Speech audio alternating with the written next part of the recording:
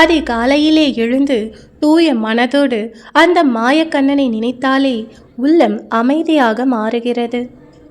மாதவா, கேசவா, தாமோதிரா என்ற அந்த திருநாமங்களை நம்முடைய வாழ்க்கையை தூய்மைப்படுத்தும் சக்தி கொண்டவை.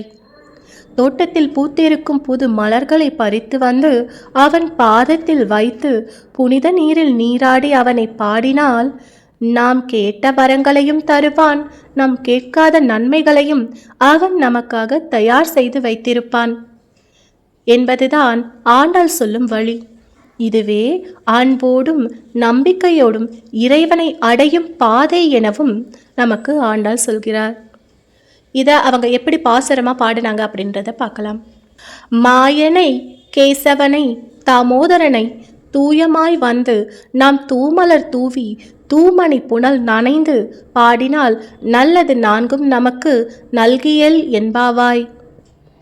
ஓகே சகோ, பாசுரம் எப்படி இருக்கு, நான் இதை சொன்ன விதம் எப்படி இருக்கு அப்படின்ற உங்க கருத்துக்களை மறக்காம கருத்து பெட்டியில பதிவிடுங்க. மீண்டும் அடுத்த காணொலியில் உங்களை சந்திக்கும் வரை இது வர்லி காதல் ஸ்டோரிஸ். நான் உங்க மகி.